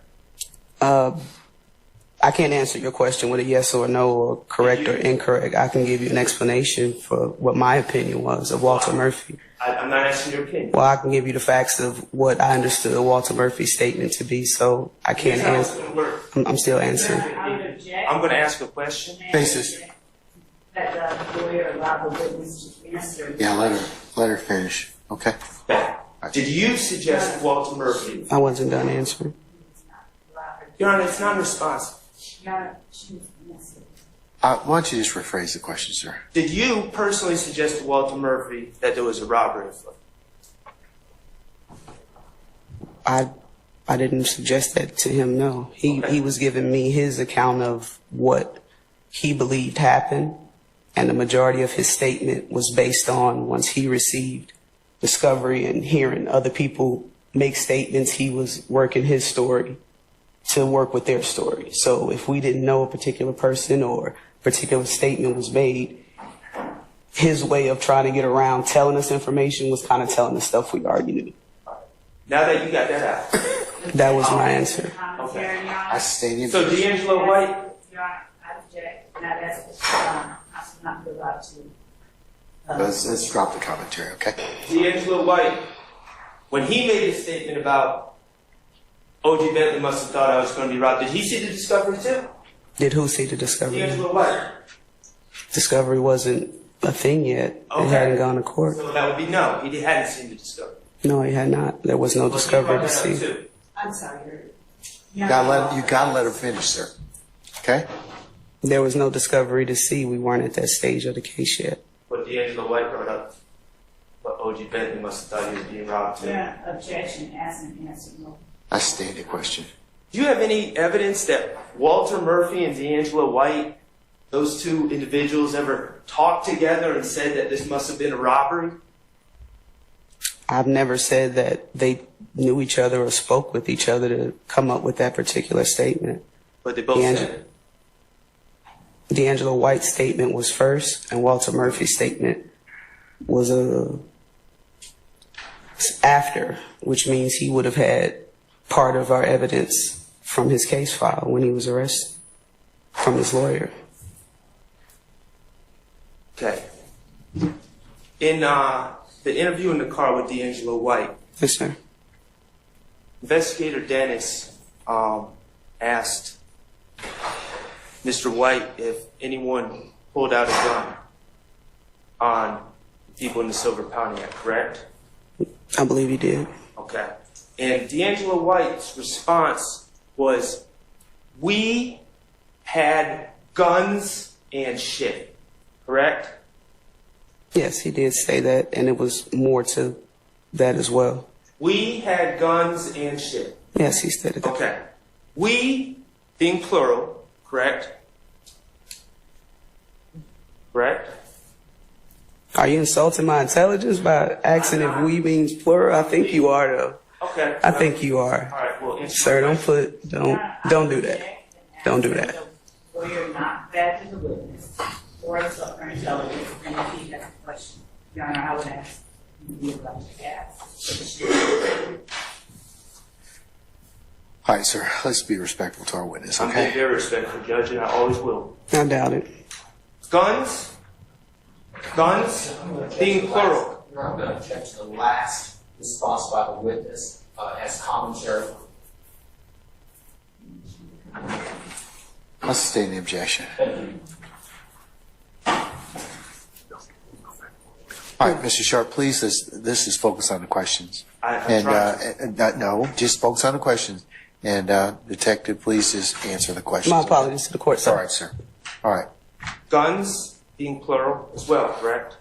He stated that's what he said. Objection, ask. I sustain the objection. I haven't asked him.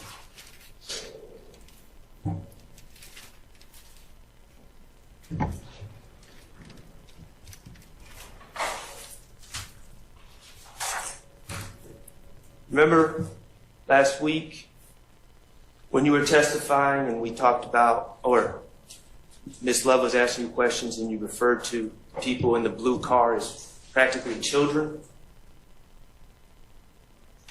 No, I don't recall that being the exact thing I said. Okay.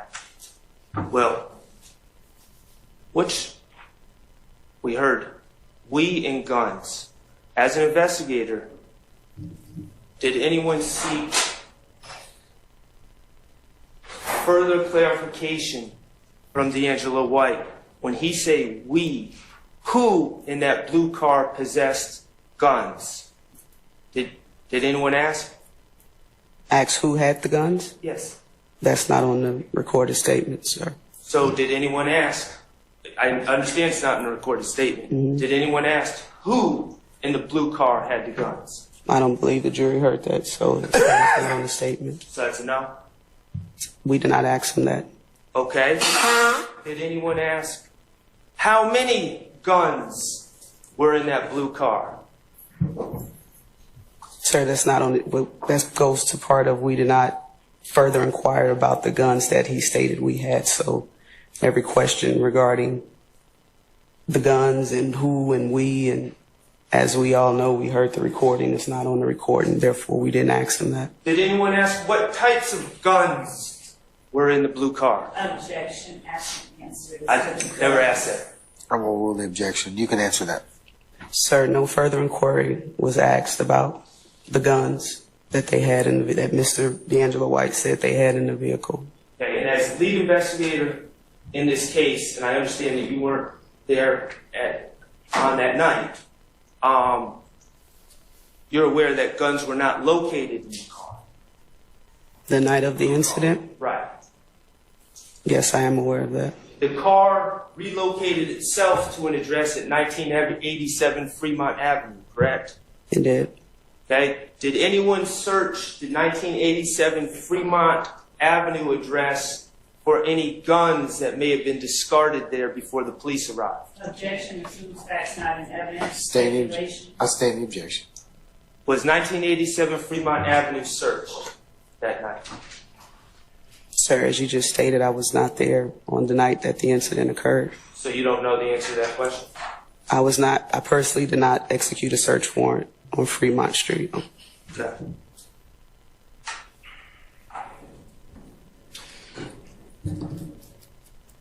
Now, you've been able to review, in court in fact, we reviewed the surveillance from the sit-go from that night, correct? Correct. Would you agree that we can see the blue car pulling into the gas station, following behind the silver Pontiac? Objection as to characterization. Best evidence is the video. Okay. Mr. Kokomo, could you please pull up? That's fine. DS9 at 1340. Okay. Is that in addition to the one time you said you met since your testimony started? No, I see Ms.love every day that I'm here. Okay. So you talk to her every day that you're here as well? Yes. Okay. So, for instance, I believe it was on Tuesday, you were asked, the first questions you were asked were to clarify telling Walter Murphy that you were going to give him a chance to sober up. Remember that? Yes.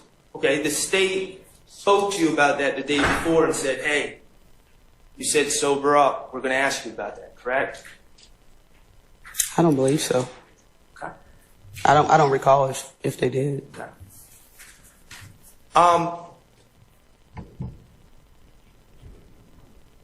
You're aware that the defense attorneys were also seeking to speak with you prior to your testimony, correct? I believe Mr.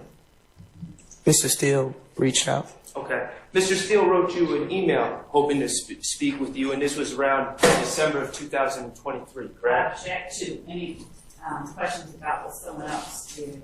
I stand the objection. I stand the objection. But you can rephrase if you like. Okay. As a witness, Mr. Steele reached out to you about talking about the work in this case, correct? The work in this case, or that he wanted to speak with me about regarding this case? About the work you did in this case. Oh, I didn't hear you. I couldn't understand. You said the work you did. I didn't. Yes, the work you did in this case. He stated he wanted to speak with me in regards to the case. He didn't say a specific reason. And initially, there was going to be a telephone call to discuss things, but eventually you said that you did not want to speak about the work in this case to the defense side, correct? No, you're incorrect. Okay. I'm going to...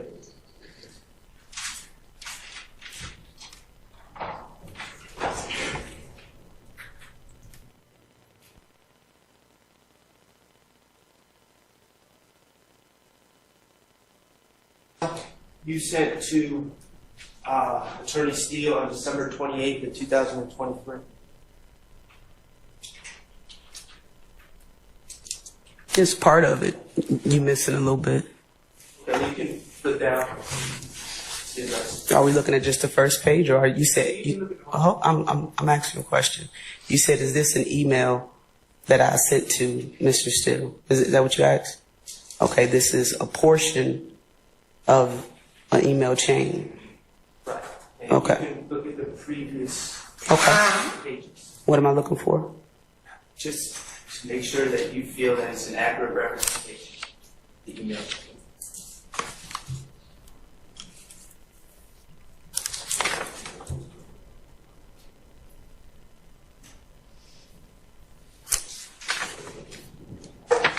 I believe this is accurate, but your characterization of what I said is inaccurate. Okay, well, we're going to talk about exactly what you said. Absolutely.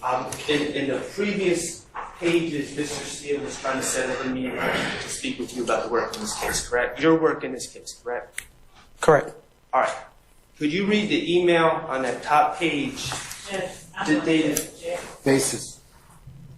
You say reading a document, not in evidence. The prior and consistent statement. Its foundation also stated as to that. I say any objections to that. Betty, is this an accurate depiction of the emails that were exchanged between you and Mr. Steele? It appears to me. It looks a little out of order, but for the most part, it appears to me. Your Honor, at this point, at this time, I would ask to admit DS-13 into evidence. Objection. Yes, Your Honor. Basis. The hearsay not inconsistent.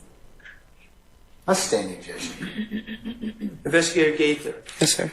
On December 28, 2023, did you write, "Good morning, Mr. Steele. I have decided not answer any questions at this time. Hopefully you are able to find answers to any questions you may have in my corresponding police reports." Is that what you said? Is that what you emailed? That is what I emailed after Mr. Steele was given an opportunity to call me and meet with me, and he did not meet that time. So therefore, I was not going to keep rearranging my schedule because he did not meet that time. Hopefully you are able to find answers to any questions you may have in my corresponding police reports. Investigator Gaither, where are your police reports? Objection, Your Honor. Ask and answer. I stand the objection. I have no further questions. Thank you. All right. Ladies and gentlemen, how about we take some lunch at this point in time? Yes, you can. Subject to redaction. You can use the one in front of you. It's easier. It's going to be on your screen as well, okay? Yes, sir. And the one on your screen, I just took out for privacy your email address and other personal information, telephone numbers, but it should be the exact identical content, okay? So this one, this should be the bottom of DS-13, so it should go back to front is my belief, and you tell me if I'm wrong. And is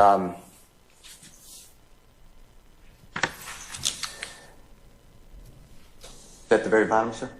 Okay, so this is December 13th of 2000, if you could scroll up, Mr. Kokomo. 2023, 12:42 afternoon. Do you see that? Page 5? Should be the last page, yes, going up. No, I have 6. Yeah, but okay. And you see my coworker wrote to you, good afternoon, Detective Gaither. I hope that all is well always. Please advise whether you have any availability to meet with Attorney Brian Steele via Zoom between now and 2 p.m. If yes, I will send you a Zoom link instanter. We look forward to hearing from you. Happy holidays, sincerely, and that's my coworker. Fair to say? That it reads that? Yeah. Yes, sir. And then if Mr. Kokomo can scroll up and you can follow along also with DS13. And then you responded at same date, December 18, 2023 at 2 o'clock in the afternoon. Do you see that? Yes. And you wrote, good afternoon. As I stated to Seth Brown, he's the gentleman who's seated right here, pointed to, correct, with the prosecution. Okay. From the DA's office, I would be available early morning today. Unfortunately, as of right now, I am not available to speak with you. I will be leaving town tomorrow for work until Saturday. If it is completely necessary to speak with me, we can try to set something up again another time. Fair to say? That's what it reads, yes, sir. Okay, and then if you go up to the response. And I wrote to you about 8 minutes later on December 18, 2023, Detective, how are you? Family? With question marks. We were instructed that you would be available today from 9 to 5. Please designate the day and time best for you to schedule to, best for your schedule to speak. Thank you so much. Happy holidays. And that's me. Fair to say? That's what it reads, yes, sir. And then going up.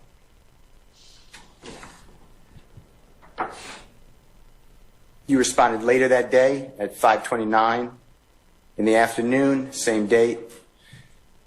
And you wrote, I'm not sure who instructed you on those times, but I made it clear I was only available early morning. How does 12:28, 9 o'clock I would take it as AM, but work for you?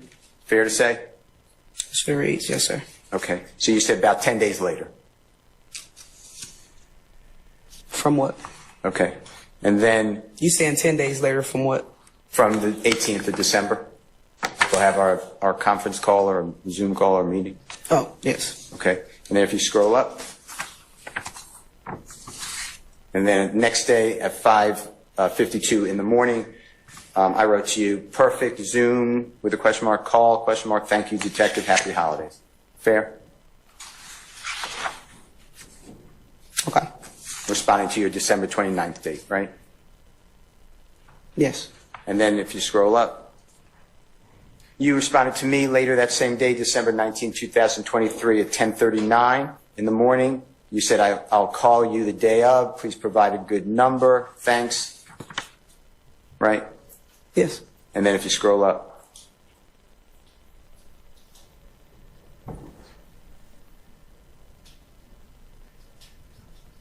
I responded on December 19th, 2023, 1:43 p.m.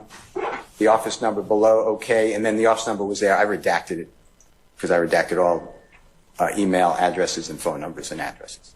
Fair? Okay. You have it on yours. Yes. Okay. And then if you scroll up, you wrote okay at 2:08 p.m., December 19th. Okay. And then if you scroll up, Mr. Kokomo, then on December 28th, 2023, so the day before we were supposed to meet at 4:10 in the morning, you wrote, good morning, Mr. Steele. I've decided not to answer any questions at this time. Hopefully you are able to find answers to any questions you may have in my corresponding police reports. Fair to say? Yes, sir. That's what it reads.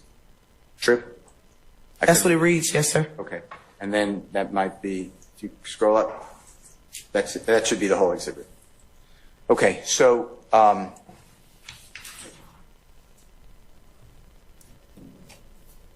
and that's your right. You don't have to speak with me or anybody else, right? Absolutely. Correct. Okay. Now,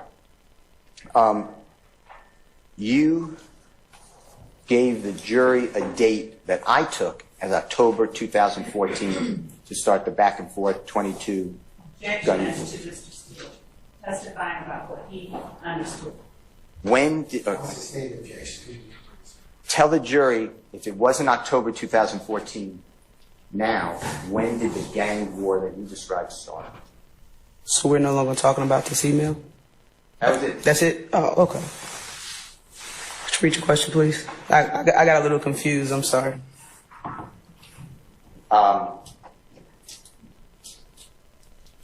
It's okay. Thank you very much. Thank you, Your Honor.